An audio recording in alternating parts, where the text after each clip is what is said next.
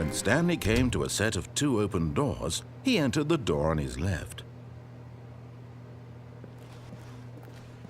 This was not the correct way to the meeting room, and Stanley knew it perfectly well. Perhaps he wanted to stop by the employee lounge first, just to admire it.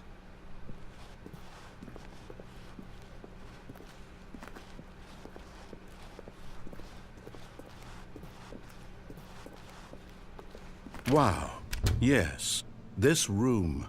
What a beautiful room. What a gorgeous, gorgeous room. Thank goodness Stanley had taken this detour on his way to the meeting room. Life without having experienced this room was now too horrible even to consider.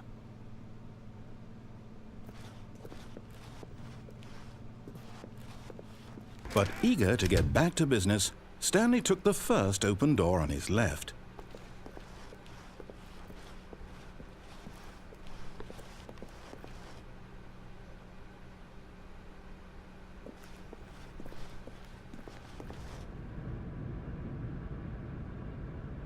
Stanley was so bad at following directions, it's incredible he wasn't fired years ago.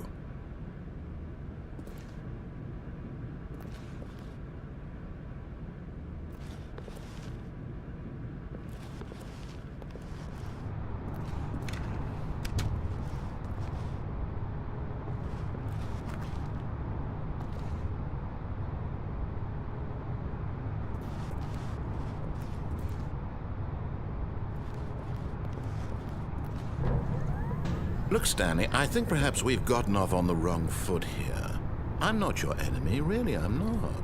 I realize that investing your trust in someone else can be difficult, but the fact is that the story has been about nothing but you all this time. There's someone you've been neglecting, Stanley. Someone you've forgotten about. Please, stop trying to make every decision by yourself. Now, I'm not asking for me, I'm asking for her. This is it, Stanley. Your chance to redeem yourself, to put your work aside, to let her back into your life. She's been waiting.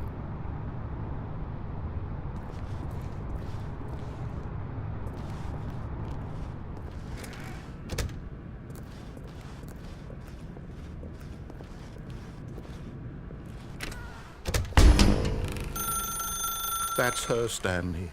You need to be the one to do this, to reach out to her. If you can truly place your faith in another, then pick up the phone.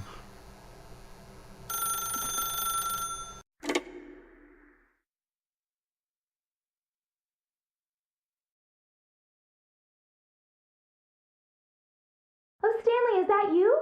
Hold on, sweetie. Sorry to keep you waiting. I'm just pulling the bread out of the oven. All right. Okay, there we go. All right, now, I want you to come in and tell me all about your day. Gotcha. Oh, come on. Did you actually think you had a loving wife who'd want to commit their life to you? I'm trying to make a point here, Stanley. I'm trying to get you to see something. Come inside. Let me show you what's really going on here.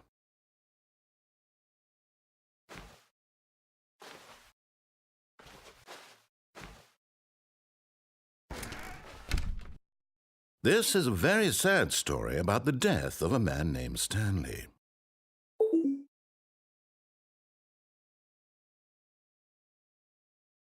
Stanley is quite a boring fellow. He has a job that demands nothing of him, and every button that he pushes is a reminder of the inconsequential nature of his existence.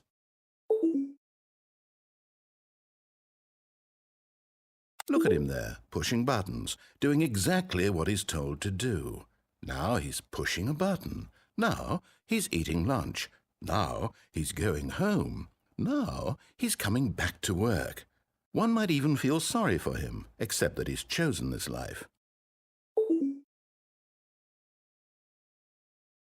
But in his mind, he can go on fantastic adventures. From behind his desk, Stanley dreamed of wild expeditions into the unknown, fantastic discoveries of new lands. It was wonderful, and each day that he returned to work was a reminder that none of it would ever happen to him.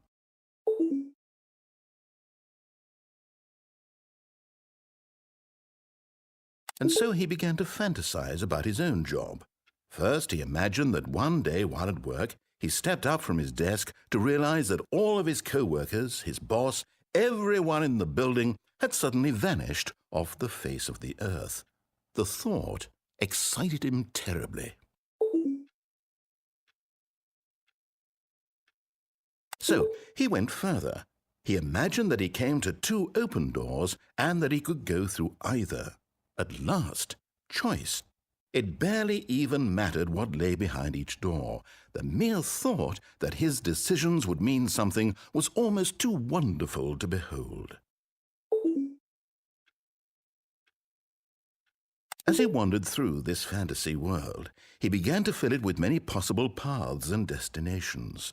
Down one path lay an enormous round room with monitors and mind controls. And down another was a yellow line that weaved in many directions. And down another was a game with a baby. And he called it the Stanley Parable.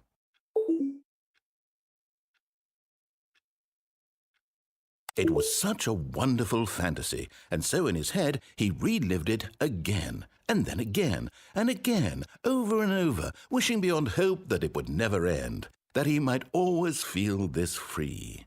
Surely there's an answer down some new path, mustn't there be? Perhaps if he played just one more time.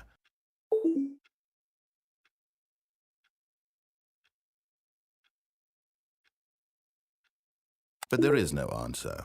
How could there possibly be? In reality, all he's doing is pushing the same buttons he always has. Nothing has changed. The longer he spends here, the more invested he gets, the more he forgets which life is the real one. And I'm trying to tell him this, that in this world he can never be anything but an observer, that as long as he remains here, he's slowly killing himself.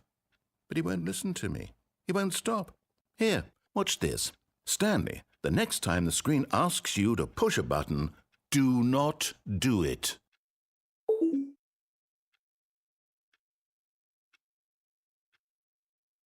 You see? Can he just not hear me? How can I tell him in a way that he'll understand that every second he remains here, he's electing to kill himself? How can I get him to see what I see? How can I make him look at himself?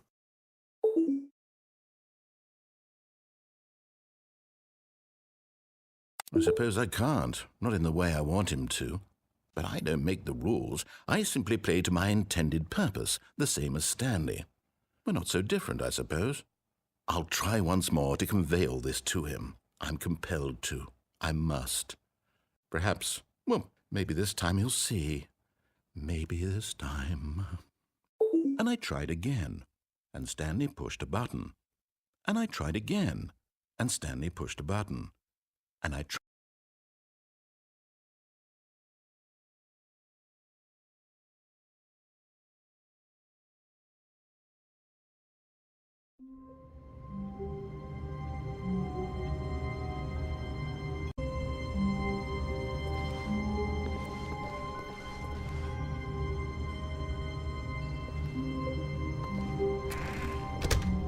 But Stanley simply couldn't handle the pressure.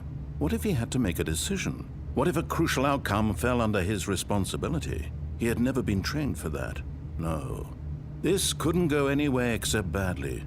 The thing to do now, Stanley thought to himself, is to wait. Nothing will hurt me. Nothing will break me. In here I can be happy forever. I will be happy. Stanley waited. Hours passed, then days. Had years gone by? He no longer had the ability to tell. But the one thing he knew for sure, beyond any doubt, was that if he waited long enough, the answers would come. Eventually, someday, they would arrive. Soon, very soon now, this will end. He will be spoken to. He will be told what to do. Now it's just a little bit closer. Now it's even closer. Here it comes.